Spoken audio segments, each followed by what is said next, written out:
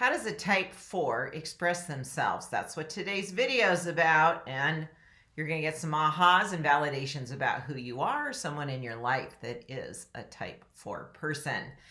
Thank you so much for adding to the comments. We've been reading one every video for the last few videos. I love sharing your thoughts here. I read the comments, and today's video is from Amy. Today's comment, not video, is from Amy Smith, and she shared this in the video, Misinterpreting My Type 4 Energy. And Amy shares, true to her type 4 self, love this series, just wish I wasn't type 4 so I didn't always have to wait until the end. Very succinct and to the point, which we're going to be talking about. And that is true, Amy. Thank you for your patience. We did years ago attempt to go in a different order. Well, as energy profiling is a system of intelligence that expresses itself here in the world, both in nature and human nature, when we went out of order, it didn't go so well because everything always starts with type 1 energy, which is an idea, the beginning, a fresh new possibility, and then it follows into the sequence of the other three types. And it's just best to follow the order of the energy as it's organized here in our existence rather than me try and mix it up. So here you go, type 4. So type 4 energy has a quality of high contrast. It is a bold energy. It tends to have a black and white quality to it, meaning there's contrast in it. And it's succinct, concise, straightforward, precision. So think about those words. That's how a type 4 is going to express themselves, succinctly, thoroughly, precisely. In fact, what is a type? There's actually 4 favorite words. And I think they just use these 4. The favorite word when it comes to their agreeing with something, that they align with it, they see it as favorable, or they just agree. Well, in no particular order, the 3 that I hear the most often expressed by type 4s is exactly, perfectly, that's perfect, and precisely. Precisely. If you were to say something to a type 4 that they actually are agreeing with you, they see it the same way, they feel the same about it, they'll say exactly, precisely. Now, I have seen other types use those, and that would be true for any of these videos. You might use some of these words on occasion, but you're going to find, true to your type, you're going to use the favorite word the most often. Now, you might use this word or one of these words more frequently because you live with a type 4. Maybe they're your significant other, and that has influenced your choice of using it because you hear it a lot.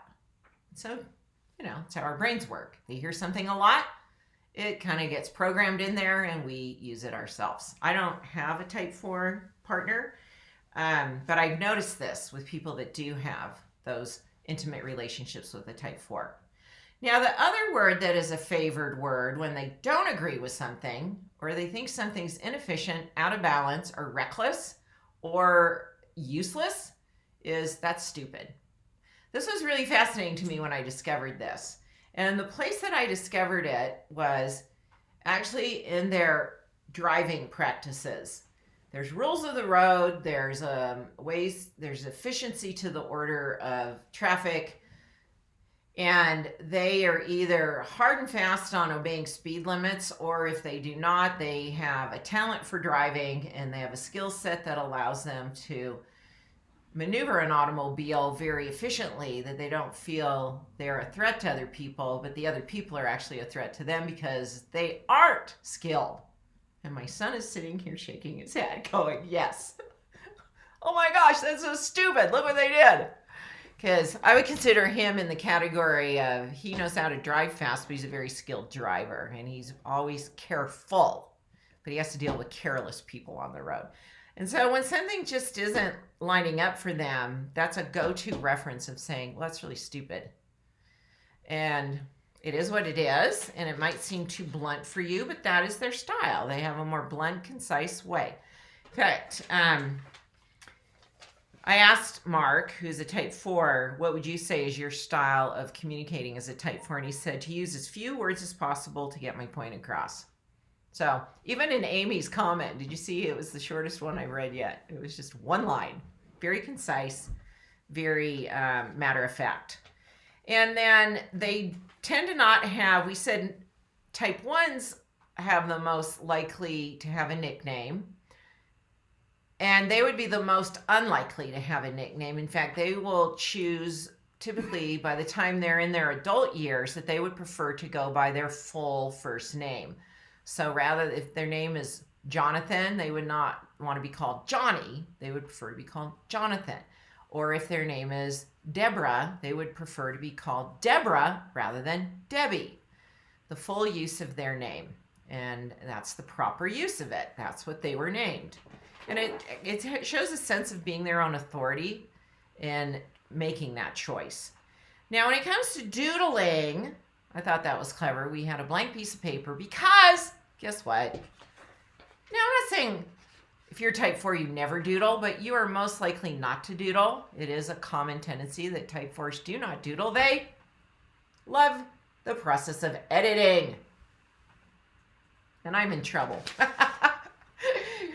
But I'm better than, I mean, boy, in the early years, boy, I wasn't aware of how, I've had not a few, I've had my share of type 4s edit my social media copy. But we're pretty good now about catching things and correcting them. So it's not happening like it used to, but I always thought it was interesting to me that they would actually be so bold to do that. I guess personally wouldn't take the time, but it's really, I don't know, maybe you can share in a comment, why do you like to edit? And would you be the one to share that with someone? How would you bring that to their attention in a way that you weren't necessarily, or do you even care if it might be offensive? I mean, how do you handle that? And where is it okay and where is it kind of crossing a line of offending someone? But there's a good reason that you're editing because you can't help, I get it. I'm this way when it comes to yards and things out in the world visually. I'm not so much this way with words, but you see it. You can't not help but see it. And your instinct and your natural reflex is to correct it. It's then what do you do with that? That's the point of decision, is where do you go with that? Do you keep it to yourself and just edit it in your own as you're reading something, or do you share it? That's the fine line, and we all have to manage those. We all have to manage our tendencies in a way that we can be respectful and civil to other people, because we all have certain things we do as you're learning through this video series. So that's the type 4 tendency in expressing yourself. Hey, help us get to 50,000 in subscribers. We're close. Subscribe, hit that bell so you get notified. What'd you learn in this video? How did it help you? Continue your learning by going to dressingyourtruth.com/quiz. And that's going to enter you into the world of dressing your truth. If you're going to learn about your nature, you might as well dress true to your nature so the world reads you properly. Just so when you do start expressing yourself, it's not such a shocker. And people go, well, yeah, I would expect that from this person because I see how they look. And they're congruent with who they are. That's a person with self-confidence. So give that to yourself. Thanks for watching this series. I love doing the series. They're great insights to your true nature. We'll see you in the next video.